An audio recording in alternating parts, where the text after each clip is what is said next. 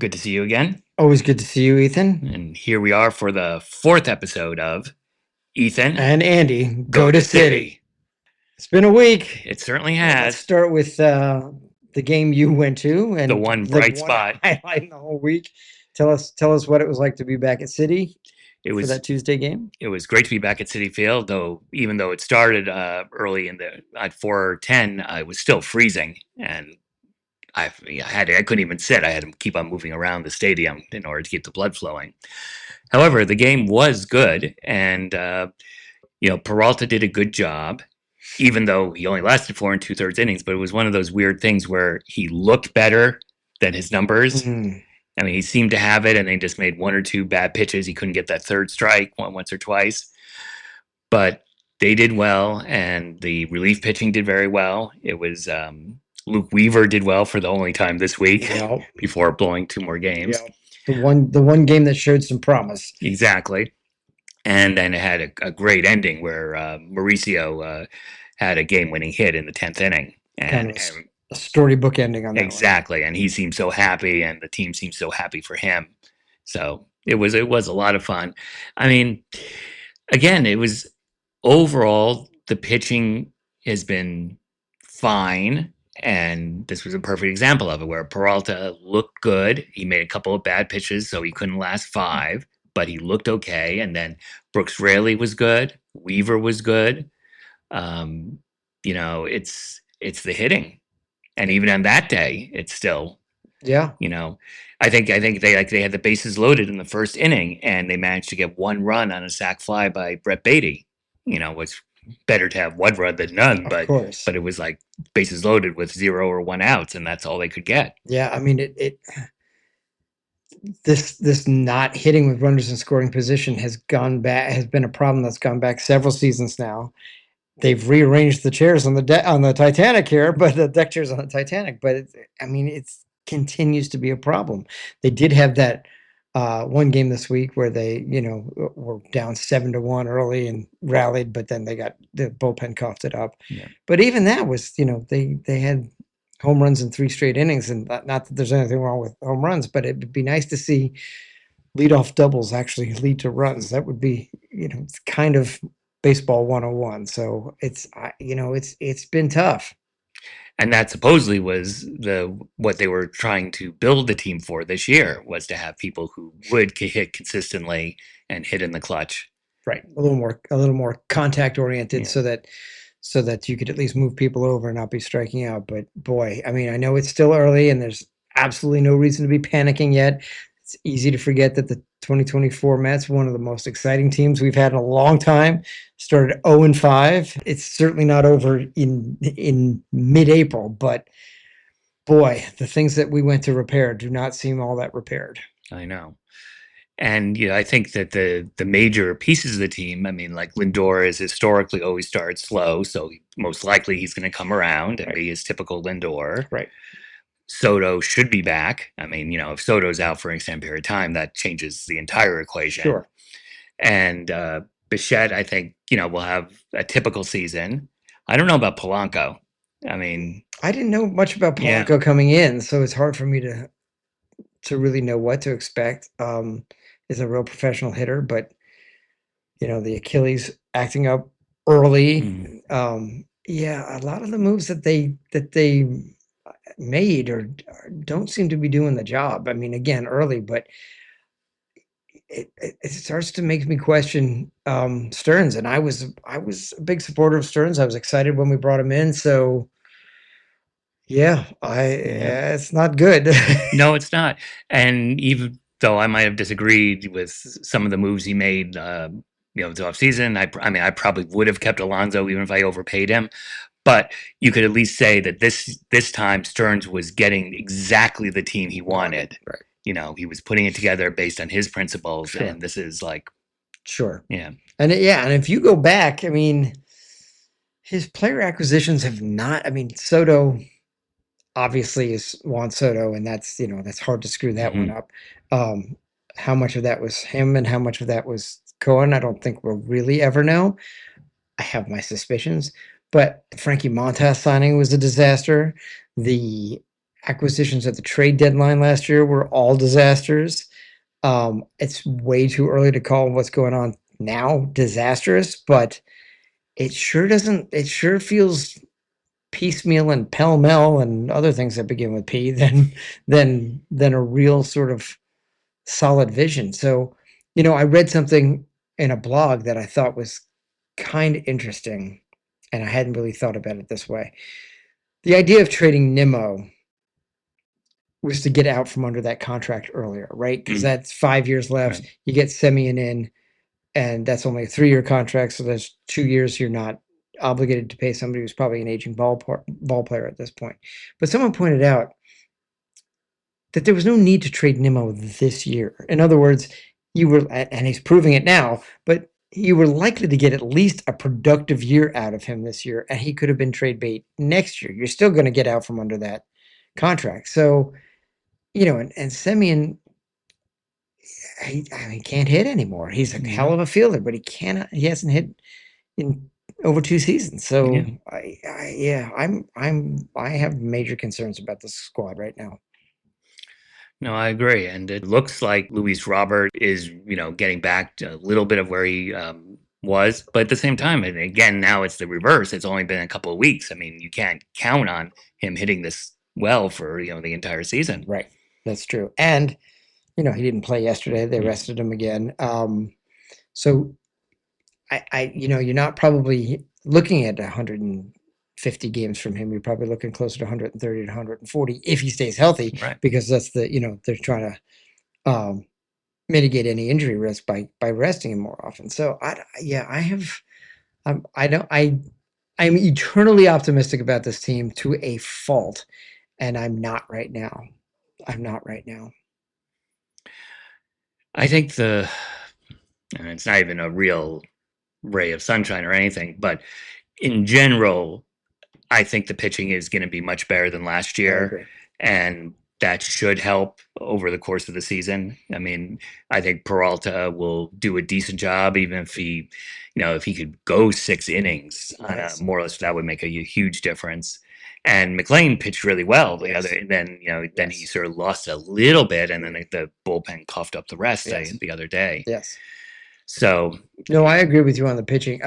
Peterson's obviously been a concern, and I mean, when he's on, Senga's amazing, but it just feels like he just needs everything to be right to be on. And I don't, I find him exciting when he's on, but frustrating when he's not. And I don't trust that he's going to be on is the right. problem. Yeah. But yes, I agree. I don't think the pitching's a problem at this moment. And they do have Christian Scott and Jonah Tong down the minors. It gets to a point with Senga that if he's on for every 2 out of 3 outings, maybe we can take that. But if he can't get it all together, I mean, I would rather have Tong figure it out in the majors. And, he's exciting to watch He and, is. he has the potential to be. Yeah, no, there's something about, and actually that's something I wanted to address too. Also when it comes to Stearns, he traded Josh Hader in the middle of a pennant race back when he was with Milwaukee, and there was major blowback from that. Now Devin Williams was the replacement, Hmm. and Devin Williams is a heck of a reliever, a heck of a closer. I don't think that that's the problem, but it seems like Stearns. I'm going to be careful how I say this. Obviously, winning begets all sorts of good feelings, right? And it gets the fannies in the seats and all those kinds of things. But it seems to me he has a bit of a blind spot in terms of what fans want to see. Yes, ultimately we want to see a winning team, but if we're going to have a team that struggles, we'd rather have our Nimos and our Alonsos in there than mercenaries, right? Yeah. Like I have no, and it's early yet, but I have no attachment to Bo Bichette. I Hmm. have no attachment to Marcus Simeon. Like these are not people that I feel connected to, and that's part of being a fan. I Yeah. think. I think anyway. Yeah, and with all the opt-outs that Bichette has, I mean, it seems clear if Bichette has a good year, he's going to opt out, and he might re-sign with the Mets after that. But he's no loyalty on his part either, Of really. course. And if he doesn't have a good year, we're saddled with a guy who didn't have a good year and is paying him another $40 million Right. next year. I mean, that's a big contract. I know. Yeah, it's not it's not going the way anybody drew it up, I don't Yeah. think.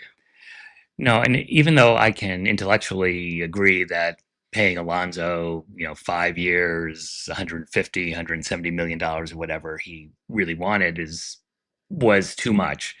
But again, it's like it's good that he has a little bit of an objective view about players, but it's almost like he totally disregards the, the personal and the Yeah. subjective side. Yeah, that was Yeah. kind of my point. Yeah. It's that's not nothing. It's Yeah. not everything, but it's not nothing. Yeah, I mean, I think intellectually too, I understand wanting to get out from Nimmo's contract. I understand too not wanting to be beholden to a 36, 30, 35, 36, 37 year old Alonso. And that's fine. But who are you bringing in to make this team worth watching and Yeah. be better?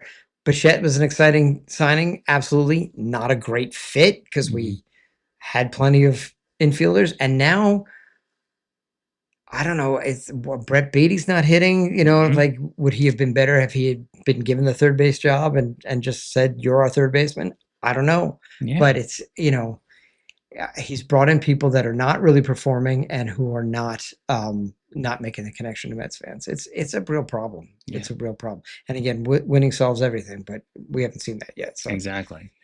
If they hadn't done the Nimmo move, then Bichette could have played second and Beatty at third. And though, I mean, in the end, the defense hasn't been great, but it's been fine with a few exceptions. yeah, I mean, that, the outfield defense yeah, is what's been kind of yeah, screwy, I know, and part of that is Brett Beatty probably can play the outfield, but he hasn't played a lot of it, and they haven't given him a lot of runway there. yeah.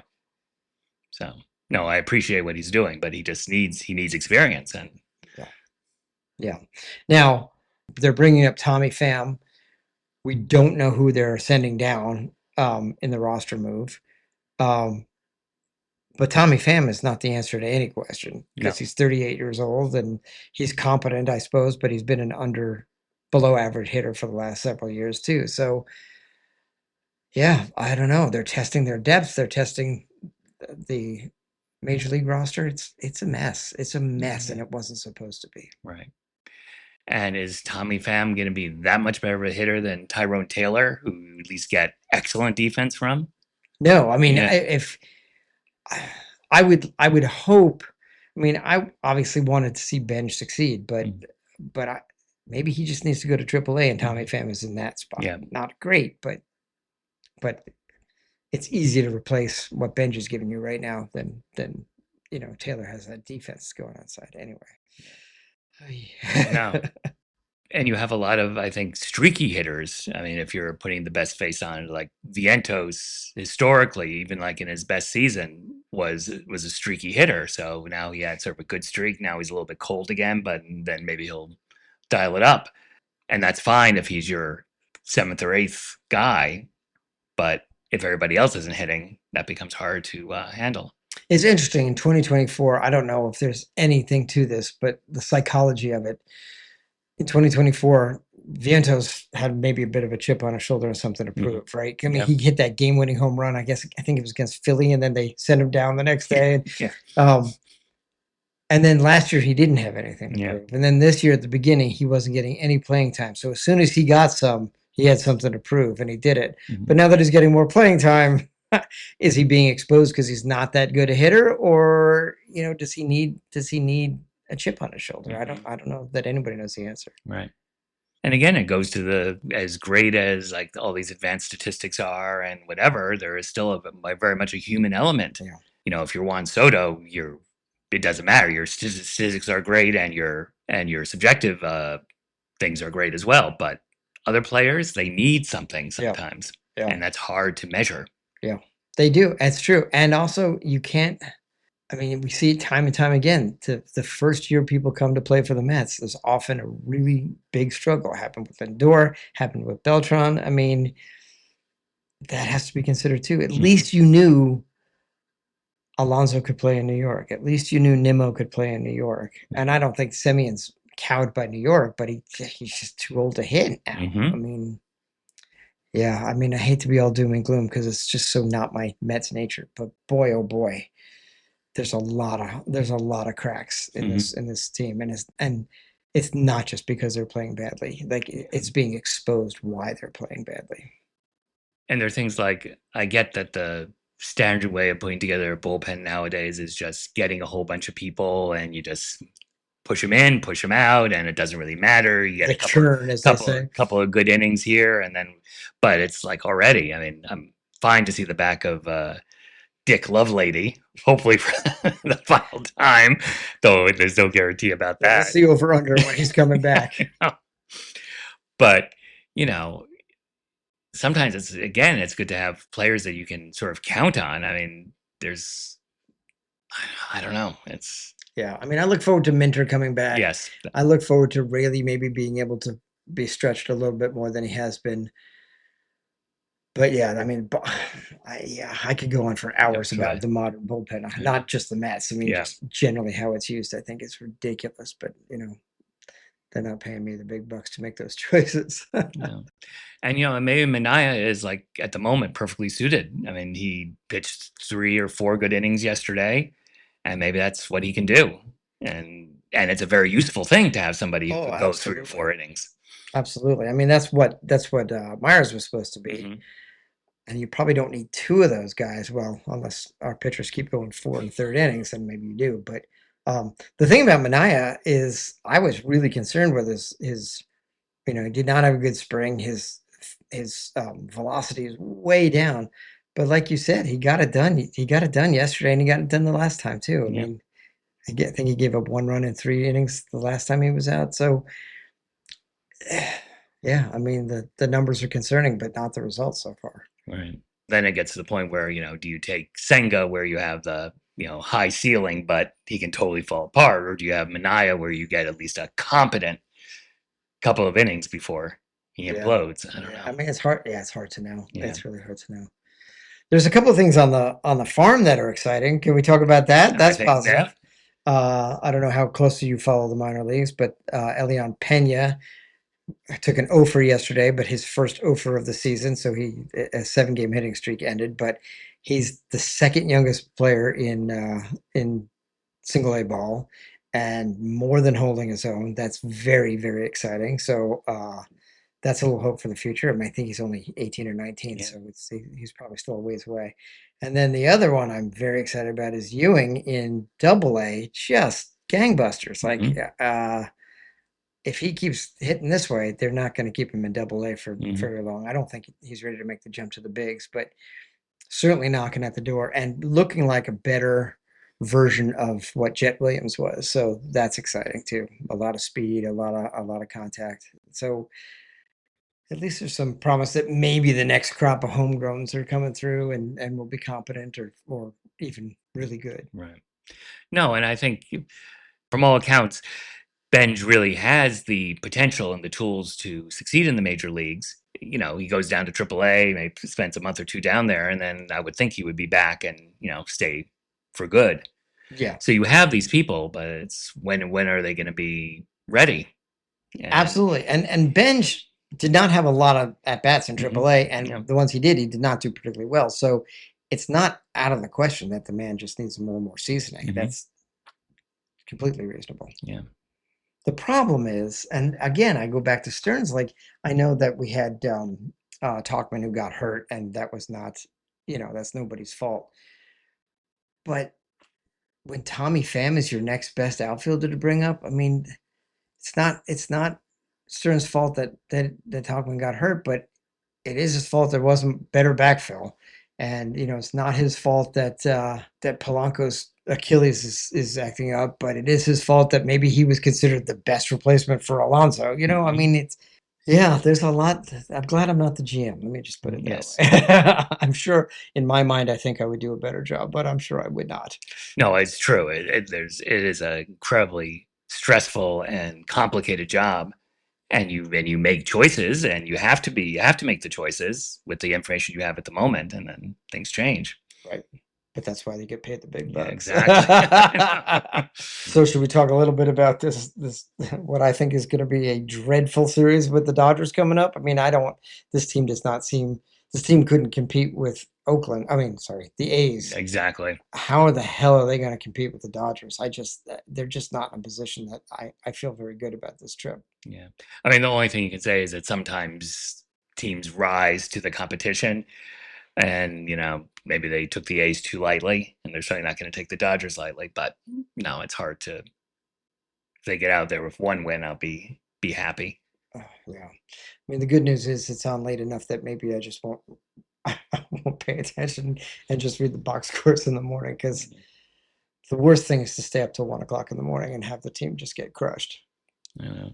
I mean, you did hear that Diaz's velocity is down, so I they're know it's funny. I did not hear much about Diaz. yeah, Is that right? yeah, it's true. So they're taking it easy with him. He's not the closer anymore, but they're giving him extra time to rest, and Oh, I didn't hear. I yeah, know they're just in the he line. blew a lead the other day, and then Max Muncy bailed him out with a walk-off home run. But Yeah, yeah, he blew a 3-run lead in the ninth or something, didn't he? something like Something that. like that. So yeah, I mean, I don't Yeah, wish ill on him. I no, just but yeah, I mean, whatever advantage we can have over the Dodgers, which is few, I would take.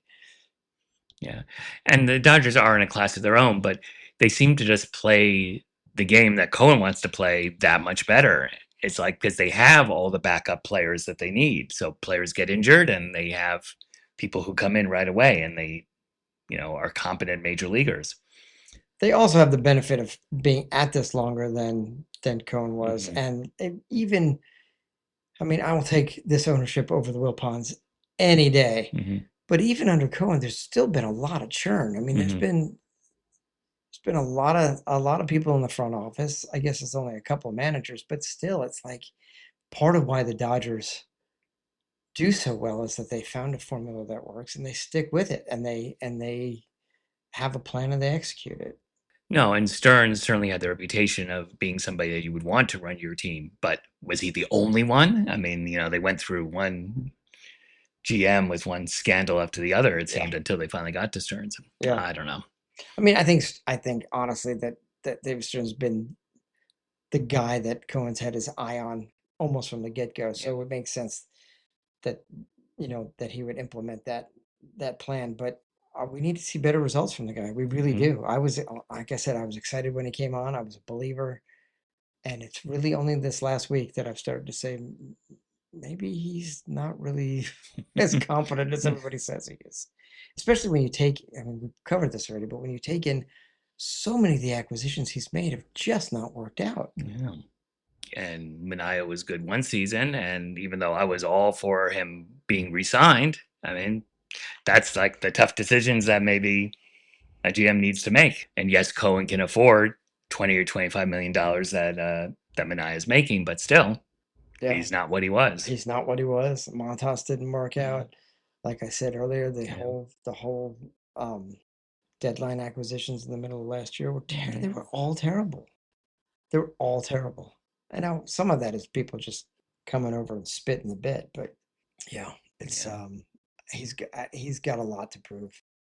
He's got a lot to prove.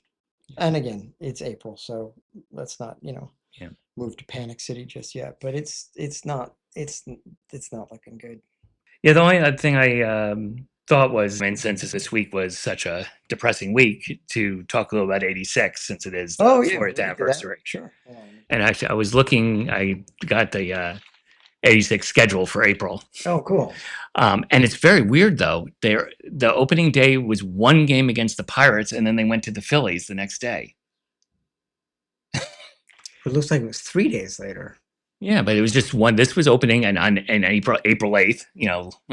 A week or two later than now. But it was one game against the Pirates and three games against the Phillies, and then one game at St. Louis at home. That was Oh, the home opener, and then but maybe there were rainouts. Maybe it that's could what it be, was. yeah, maybe, Because usually, like, if you played the eighth, the ninth would almost always be a day off. There almost always a day off after the first. So then they would play 10th. So it could have been a rain yeah, out. yeah, But yeah, it is weird. One game there and then only one game against St. Louis. mm, But again, 4 days off in between. So I wonder if I can't remember. I don't remember yeah, if that was the case. I do remember they did not start off great. They were like, yeah, look, they were yeah, 2-3 to three, start. yeah, and But then then they just, then they decided to become the 86 Mets. yeah, Look at that. Oh my goodness. yeah.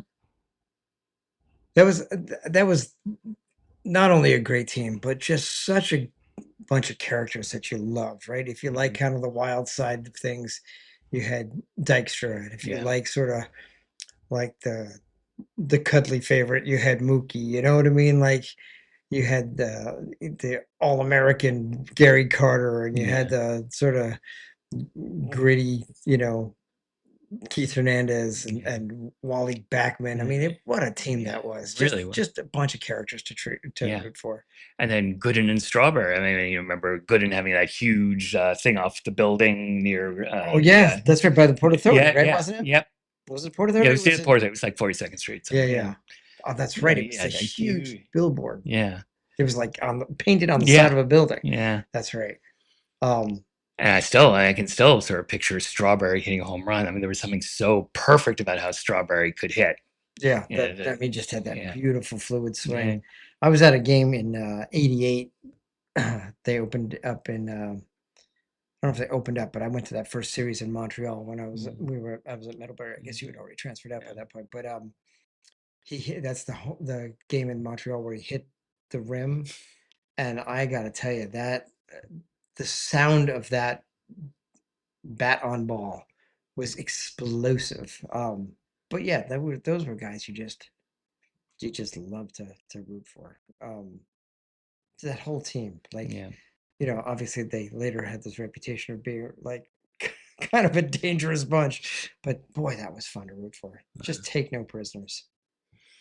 Now, I was looking at the Jeff Pearlman's book, The Bad Guys Won Yeah, yeah, Again, and yeah. there were so many great stories in there. And they actually talk about the series at St. Louis, which started on April 24th through April 27th, and it's like they were just decided that St. Louis was their chief competition, and they were just going to take them down. Stand on their necks, Yeah, right? yeah, It's true. I mean, look at that. yeah, Look at so they swept that. yeah, They won 5-4, so that was close. But then 9-0, and then 4-3, 5-3. yeah. So yeah, I wonder who pitched that 9-0 game. Uh, Yeah, that was a great season, and it really was. 87 injuries decimated them, and then 88 was that Mike Scioscia home I run, and know, um, that team was so good and should have been more of a destiny, but you can't right? take Is there? 87 away. And David Cohn was there in '88, That's right. uh, That's right. and so That's right. Yeah, it seemed like back then every move they made was the right move, mhm, um, except for maybe trading Kevin Mitchell. yeah, But yeah, I don't know. Yeah, that was. I mean, we were younger too, so maybe we had yeah, more boyish yeah, enthusiasm. But that was a fun team to root for. it really was. And Gooden and Strawberry brought a lot of the trouble on themselves, and that caused a lot of trouble for the team.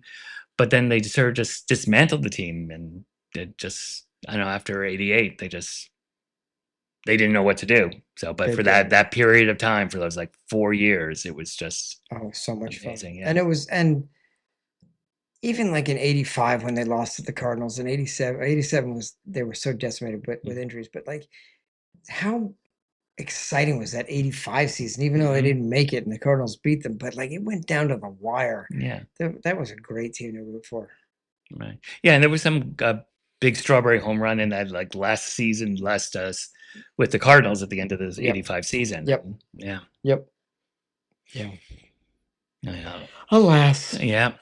40 years ago. But the other thing about those seasons is you didn't have all these teams making the postseason. So you could have a great year and not make the postseason, but there was still some solace in the fact that like, we took them to the wire. Yeah. But now it wouldn't have mattered that they lost that final series against the Cardinals where they got eliminated in '85 because they still would have made the playoffs. You know what I Hmm. mean?